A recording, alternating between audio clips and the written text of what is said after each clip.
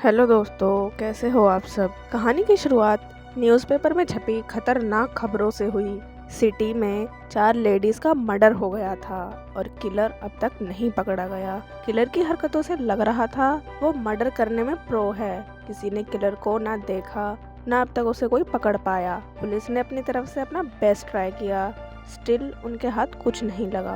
Case के in charge detective का नाम रे है। रे ने इससे पहले कई अटपटे केस सॉल्व करे थे। इस केस में रे का दिमाग घुमा हुआ था। आज रात एक और लेडी का मर्डर हो गया। रे क्राइम सीन पर गया।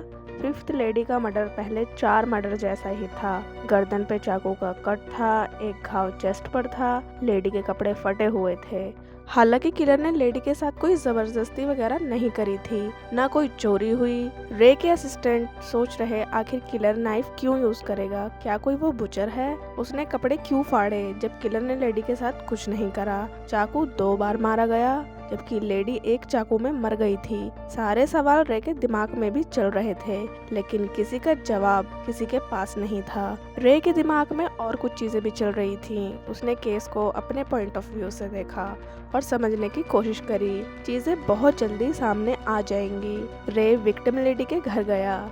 लेडी की शादी हो रखी थी, उसके 5 बच्चे हैं। एक बच्चा तो कुछ ही महीने का था। रे ने लेडी के पति से बात करी।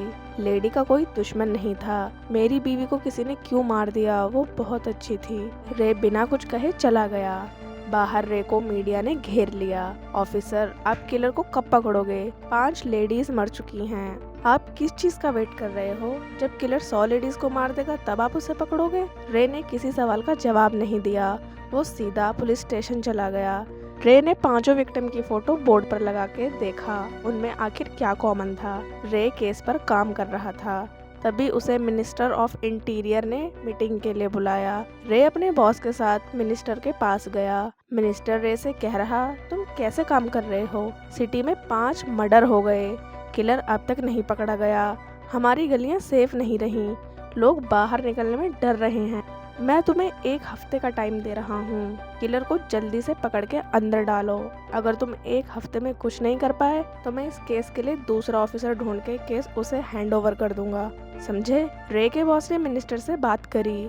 रे अच्छा और शार्प ऑफिसर है। ये पहला केस है जो उसने अब तक सॉल्व नहीं किया। मिनिस्टर भड़क गया, मुझे किसी से कोई बात नहीं सुननी, जाओ यहाँ से।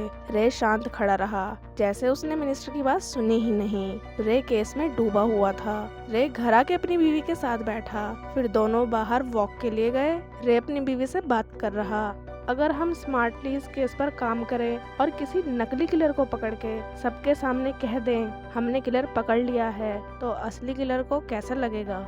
रे की बीवी कह रही, हाँ तुम सही कह रहे हो, इससे असली किलर भड़क जाएगा। मेरा क्रेडिट कोई और ले रहा है, ये बात उसे अच्छी नहीं लगेगी। तुम इस पर काम करो, पक्का असली किलर परेशान और फ्रस्ट्रेट होकर सामने आ ही जाएगा। ठीक है, मैं ऐसा ही करूँगा। अगले दिन रे अपने असिस्टेंट के साथ एक आदमी को अरेस्ट कर लाया। आदमी का फेस कपड़े से कवर था। मीडिया उसकी फोटो नहीं ले पाई। चारों तरफ बात फैल गई।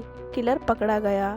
ये आदमी असली किलर के लिए बलि का बकरा था। रे ने क्रिमिनल के लिए खाना लाने का ऑर्डर दिया। डिलीवरी वाले लड़के को मीडिया ने पैसे देकर कहा, हमें आकर सब कुछ बताना, तुमने अंदर क्या देखा? रे जानता था ऐसा होगा। मीडिया वाले डिलीवरी गाय से सवाल जवाब करने लगे। डिलीवरी वाला लड़का अंदर गया तो रे के असिस्टेंट ने आदमी से सवाल पूछने का नाटक किया, जैसे वो क्रिमिनल से इंटेरोगेशन कर रहा हो। लड़का खाना देकर चला गया। बाहर मीडिया ने उसे घेर लिया, बताओ तुमने अंदर क्या देखा? लड़के ने सब कुछ बता दिया। मीडिया ने किलर की सारी इंफॉर्मेशन न्यूज़पेपर में छाप दी। हर तरफ एक हेडलाइन चल रही थी, किलर पकड़ा गया। रे ने अपना काम कर दिया। रे के बॉस चमेलिया ने उसे अपने ऑफिस में बुला के न्यूज़पेपर दिखा के पूछा, तुमने सच में किलर को पकड़ लिया? नहीं, मैंने किलर को नहीं पकड़ा। अच्छा, फिर मीडिया में ये सब कैसे गया?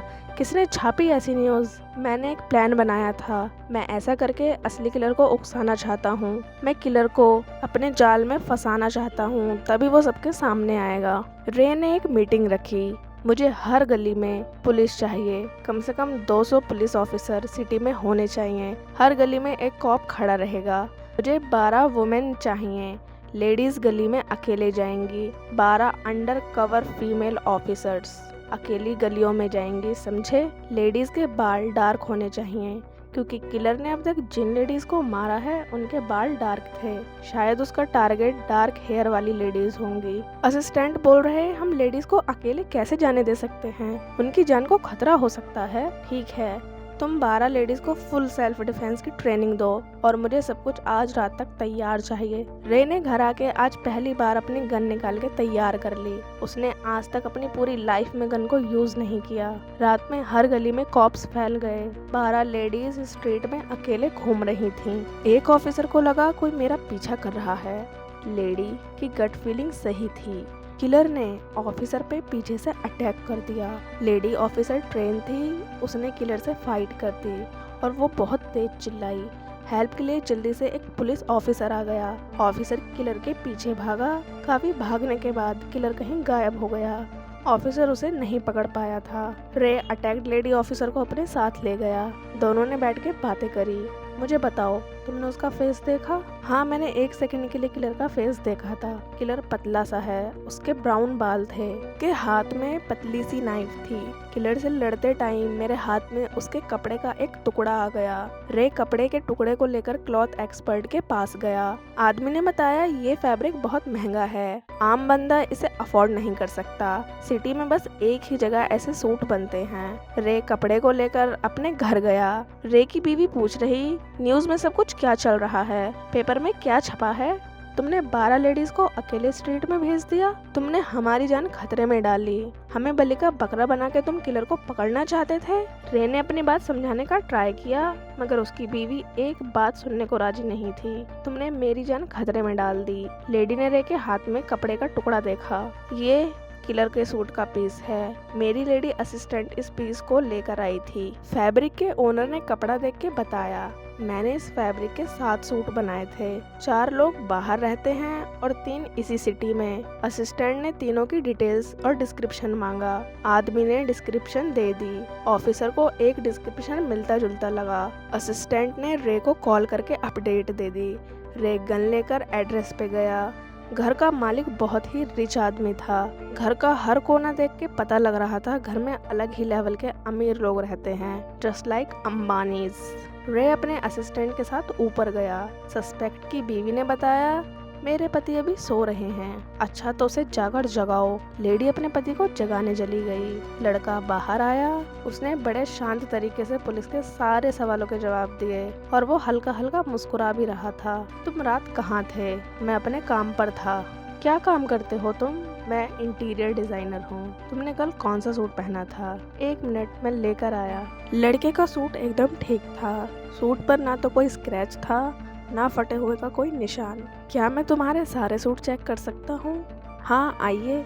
अलमीरा के सारे सूट चेक करने पर भी असिस्टेंट को वो सूट नहीं मिला जिसकी पुलिस को तलाश थी। रे ने लड़के से कहा, हम तुम्हारे टेलर के पास गए थे। उसने बताया तुमने सेम फैब्रिक का सूट सिलवाया था। हाँ मैं समझ गया आप किस सूट की बात कर रहे हो। वो सूट 1 हफ्ते पहले मेरे से गलती से जल गया था। मेरी सिगरेट सूट पर गिर गई थी तो मैंने सूट एक होमलेस बंदे को दे दिया। अच्छा, तुमने सूट होमलेस आदमी को दे दिया? हाँ जी सर। क्या तुम अपनी मेड को बुला सकते हो?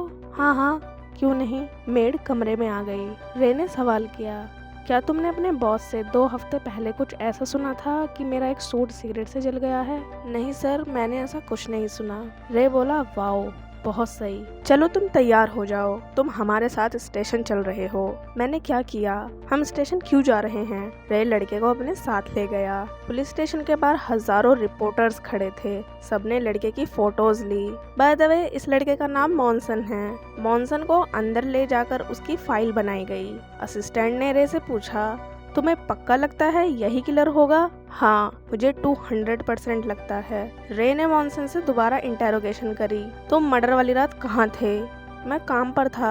मैं बता चुका हूँ, मैं बिजी इंसान हूँ। आपने गलत आदमी को किलर समझ लिया है। रे ने दूसरा सवाल करा, तुम्हारी फैमिली में से कौन अलग रहता है? मेरी माँ। बहुत सही। तुम अपनी माँ से आखिरी बार कब मिले थे?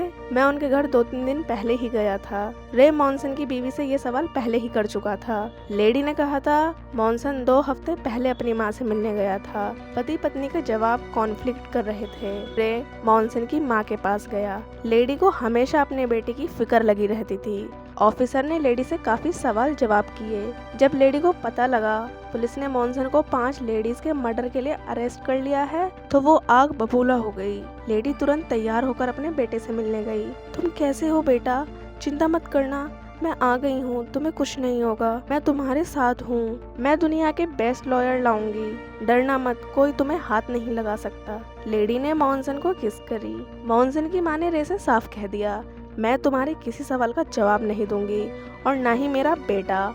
हम दोनों चुप रहेंगे जब तक हमारा लॉयर नहीं आता। हम शांत रहेंगे, समझे? लॉयर के आने के बाद तुम्हें जो पूछना है पूछ लेना। इतना कह के लेडी चली गई। रे शांत नहीं रहा।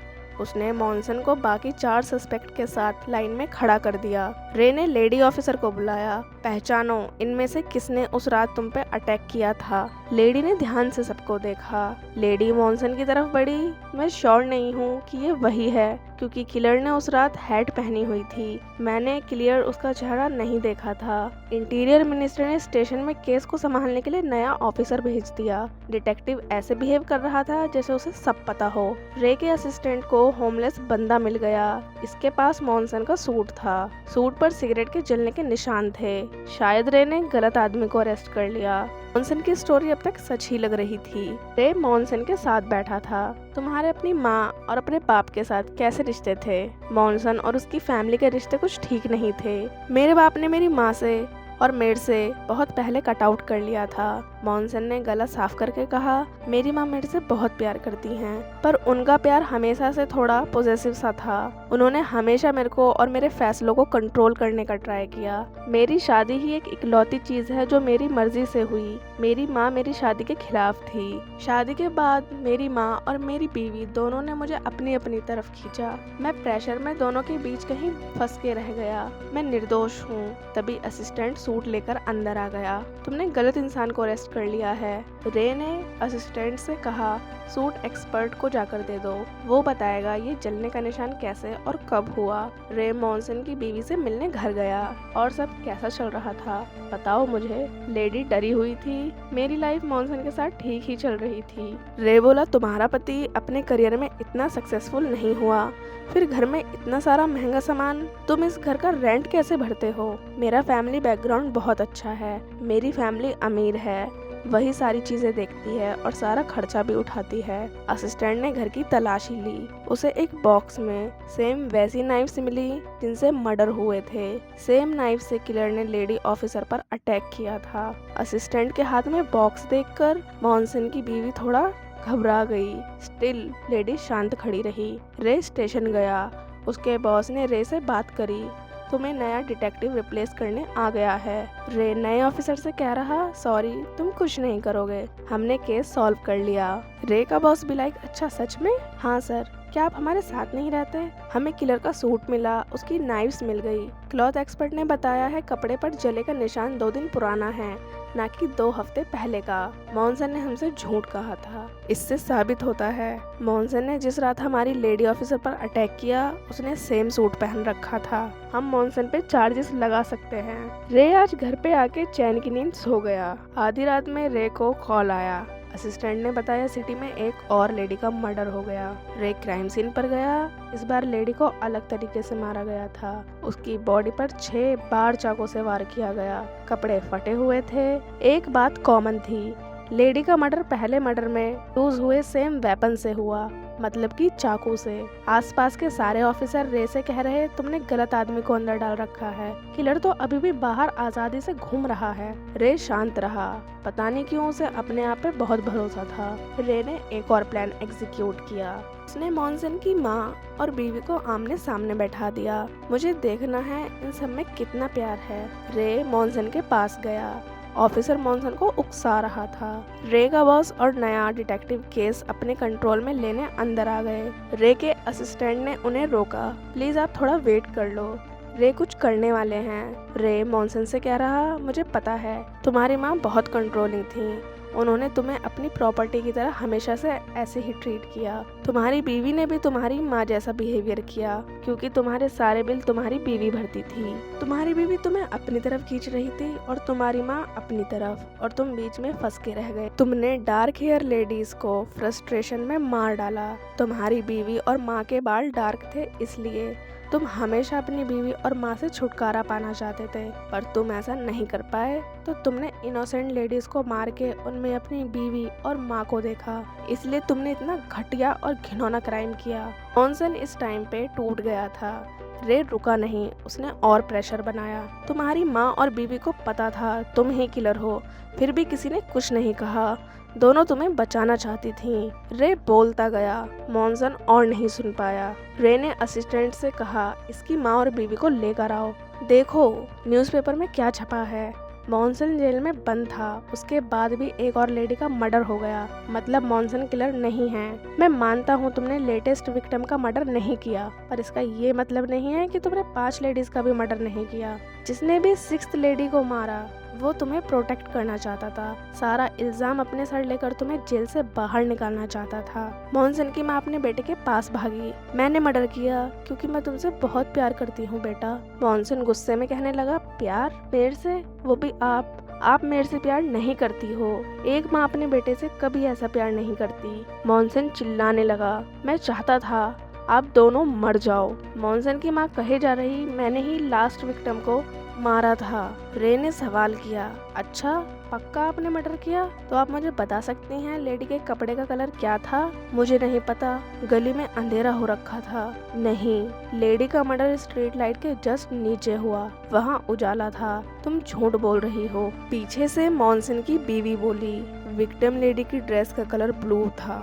दोस्तों 6th विक्टिम को मॉन्सन की माँ ने नहीं, बीवी ने मारा था। मॉन्सन ने एक्सेप्ट कर लिया, मैंने 5 विक्टिम लेडीज को मारा क्योंकि मैं अपनी माँ और बीवी से नफरत करता हूँ।